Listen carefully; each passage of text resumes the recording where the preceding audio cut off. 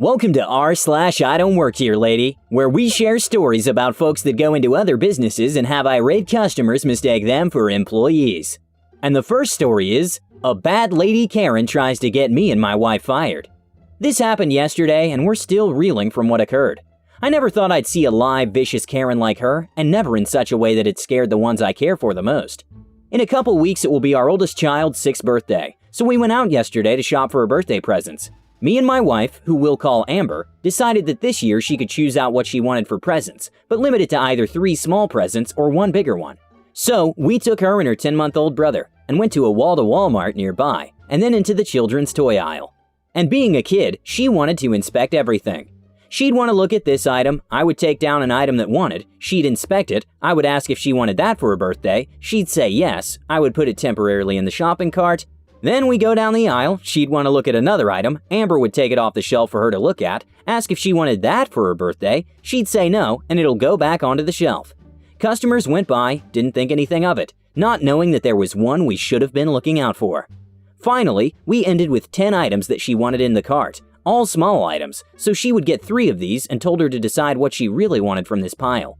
She looked them over, decided on 2 right away, but she really wanted 2 of the other ones so badly, please, that we succumbed to her pleading and agreed that we'd get her 4. Little ankle biter has us wrapped around her finger.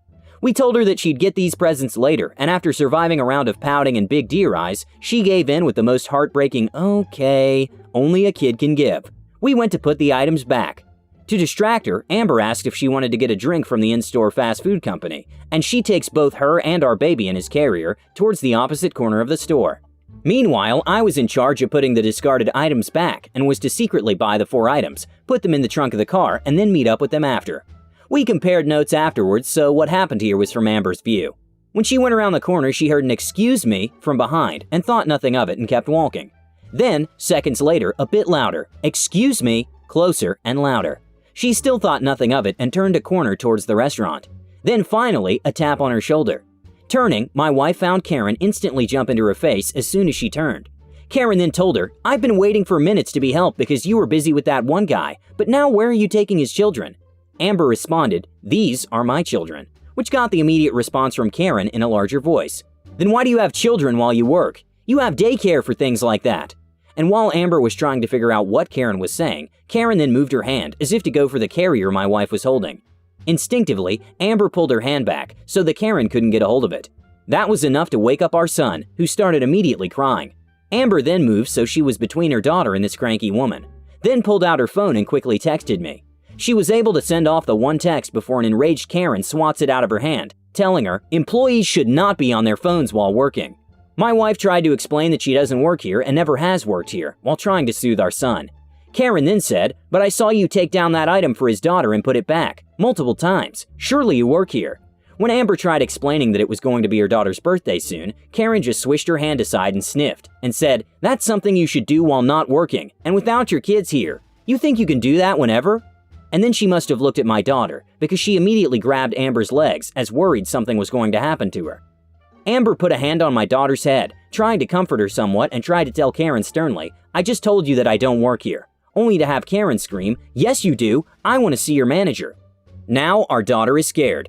At this point, Amber was about to unleash the one thing I dread ever since she became a mother. This inner beast which is half bear, half thunderstorm, and all motherhood, that has the full weight of God's fury when it comes to protecting our children. A little peeved off at this old woman who was scaring our daughter, and she started raising her voice too. Back to me. I've started returning the toys when I get the text from Amber. Looking at my phone, all I get is, "I need help." Leaving the cart, I ask where she is while working my way towards the central part of the store. No response, but I did hear my son wailing loudly. Fearing the worst things only a parent can think of, I run towards the crying, with a loud voice yelling and Amber's voice starting to get loud too.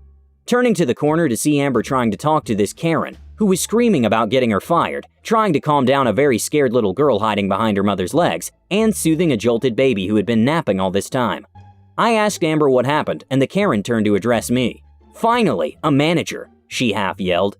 "You have to fire this worker of yours. She's such a bad employee that she can't leave her children at home."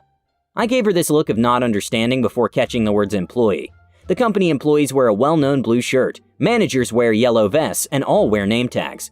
Not sure what they wear for pants because I've never thought to look. Now, Amber was wearing a dark red long-sleeve shirt and blue jeans. No vest that has the logo, and no way this could be mistaken as an employee. I was wearing a green shirt with a certain football logo on it, and blue jeans too. No name tags on either one of us, so I have no idea how she got employee and manager out of what we were wearing. Chalk it up to Karen glasses, I guess. Then I made a mistake. I said, she doesn't work here, she's my wife. Ooh boy. She latched onto the my wife part as if she was a cross-examination prosecutor in court. Your wife? You let her bring in your children to work? Are you so broke that you can't afford a babysitter? Couldn't get in a word edgewise as she just bellows this tirade at us. Finally, security gets there in what seemed forever, but likely only minutes. Karen sees them first and yells, "Security! I want both of them out of here, and I want to talk to whoever owns this store now." The officers don't even look at us, but at her, and say, "Okay, let's take you to the office," and escort her away. She looked back, pointed at us, and yelled, "What about them?"